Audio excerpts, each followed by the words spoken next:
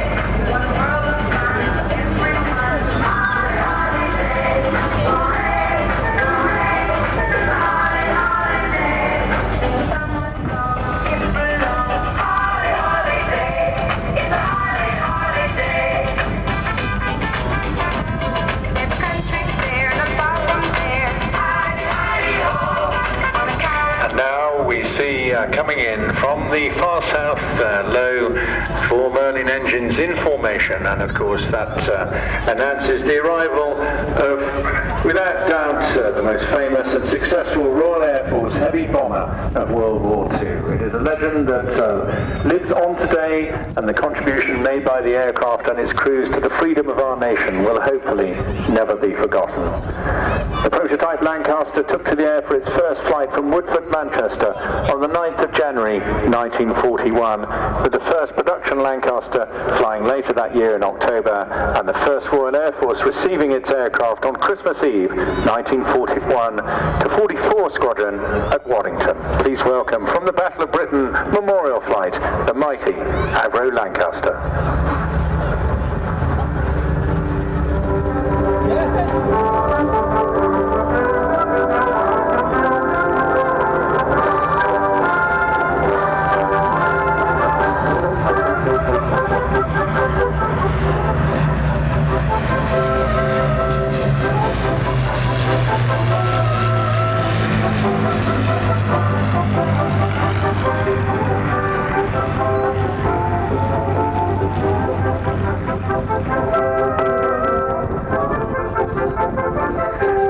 Of the Lancaster was simply outstanding. It could carry a maximum bomb load of 22,000 pounds.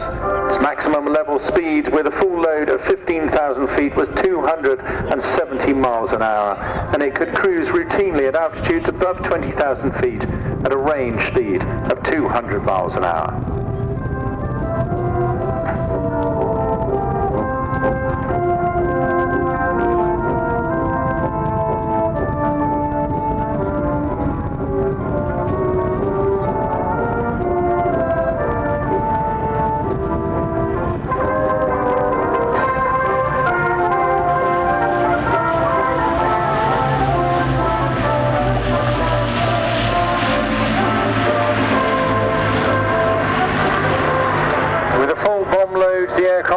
range in excess of 1,500 miles. The Lancaster's performance, its ruggedness, reliability, and to many its sheer charisma, endeared it to its crews who were proud to fly this famous thoroughbred.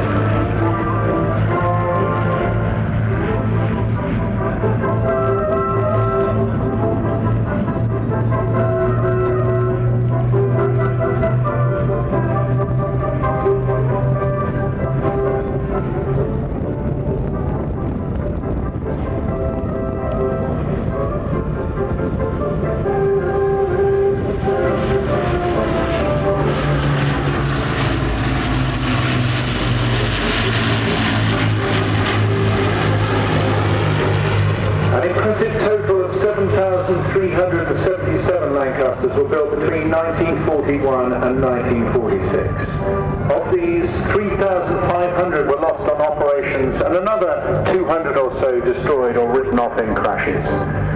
The vast majority of those Lancasters that did survive the war were simply scrapped when their services were no longer required, as the reverence in which the aircraft is now held had yet to develop to the point where their preservation seemed important.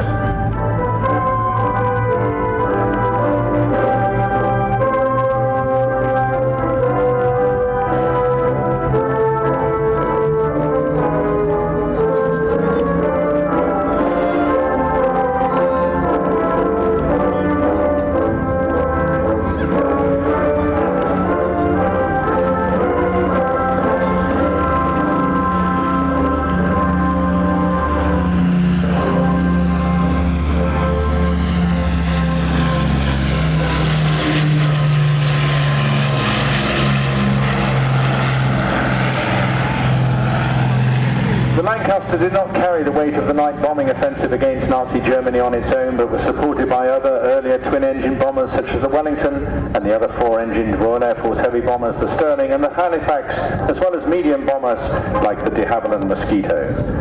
But let us remember that in total some 125,000 aircrew served in Bomber Command during World War II. Over 73,700 of them became casualties, either killed, wounded, shot down, or made prisoners of war.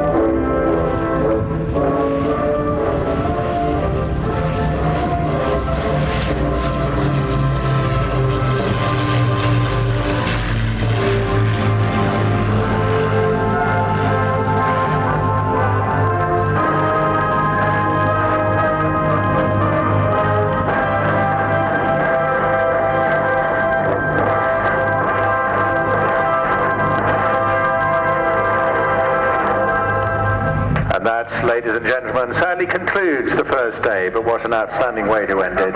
In true commemorative and memorial style, with an outstanding display on a perfect evening from the Battle of Britain Memorial Flight Lancaster.